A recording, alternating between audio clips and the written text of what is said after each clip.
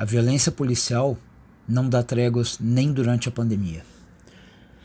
Há algum tempo atrás nós fizemos uma coluna falando sobre a morte de um jovem, um adolescente aqui em Campinas, pela ação de integrantes da Guarda Municipal.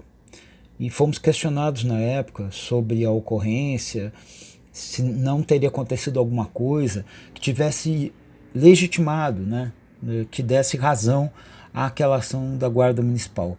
O caso está sendo investigado, mas na época nós questionamos esse tipo de pensamento. E agora nós vamos trazer dois casos aqui e perguntar às pessoas que usam esse argumento de que a polícia atua e essas violências acontecem em função da atuação de alguma das pessoas que foram vítimas. Quais são os casos que nós estamos referindo? O adolescente João Pedro de Matos, aliás, praticamente uma criança, 14 anos, e um jovem chamado João Vitor Gomes da Rocha, de 18 anos. João Pedro e João Vitor. João Pedro, de 14 anos, foi morto em que condições? Dentro da sua casa. Dentro de casa. Por causa de uma operação policial no Complexo do Salgueiro, em São Gonçalo, na região metropolitana do Rio de Janeiro. A informação da Polícia Civil, a informação preliminar, de que o garoto foi atingido por balas de uma operação de Polícia Federal e Polícia Civil naquela comunidade.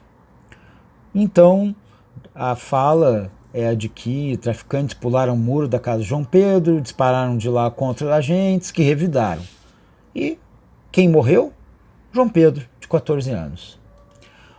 No caso do João Vitor Gomes da Rocha, a situação foi a seguinte, outro absurdo, vejam só.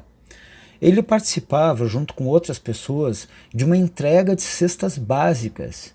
Entrega de cestas básicas por uma organização da sociedade civil para moradores daquela localidade, no caso da Cidade de Deus, na zona oeste do Rio.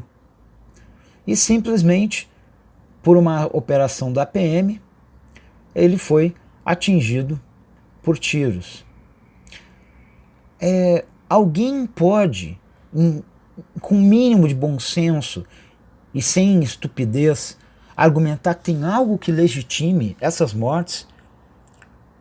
Essas pessoas foram mortas por uma ação da polícia, das polícias. Polícias que são serviços públicos. Policiais são servidores públicos, pagos pelos nossos impostos. É legítimo que o imposto pago pela população, e na maioria pela classe trabalhadora, que é quem mais paga os impostos nesse país, ajudem a provocar esse tipo de situação? Mortes de pessoas que não tinham qualquer ligação com o chamado crime organizado, e diga-se de passagem, se tivessem, não seria o caso também de serem baleados pura e simplesmente, mas não. Um dentro de casa e outro numa entrega de cestas básicas. Aonde nós vamos chegar com essa situação?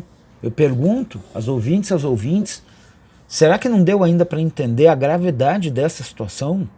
Em nome da chamada guerra às drogas, do combate ao tráfico, quem morre são pobres, jovens e negros, de favelas, periferias e comunidades. E essa guerra às drogas, que é tão festejada em programas policialescos, tem locutores que adoram, apresentadores de programas de TV, fazem discursos falando duro, muito corajosos, na verdade uma cambada de bravateiros. Esse discurso tem provocado a morte. No Brasil, nos últimos anos, não menos que 50 mil jovens negros, pobres, moradores de periferias, todo ano mortos em função disso. Nós não podemos aceitar. É inaceitável que se naturalize isso. Ou já esquecemos também da menina Ágata, daquela família que foi atingida também num carro, de uma forma também absurdamente bárbara. Não é possível isso. Então é preciso continuar esse debate. A pandemia tem provocado uma série de consequências muito negativas na nossa sociedade. E muita gente tem tentado, através da solidariedade, ajudar as pessoas que vêm sofrendo mais nessa pandemia. Mas uma das coisas mais impressionantes é que as violações de direitos humanos parecem não ter se reduzido. Não há trégua, não há nenhuma, não se refreou essa barbárie. Isso tem acontecido, eu citei o Rio de Janeiro com esses exemplos, mas tem acontecido em outros locais também. É preciso, de uma vez por todas, que nós nos organizemos, reforcemos as nossas organizações como sociedade civil, cobrando o fim dessa violência, dessa barbárie praticada pelo Estado. Porque quando uma pessoa morre em decorrência de uma violência social, nós temos que buscar formas eficazes de combater. Nós não podemos também naturalizar, nenhuma violência pode ser naturalizada.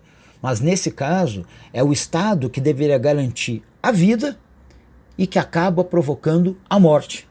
Isso é de uma incongruência, de uma contradição absurda.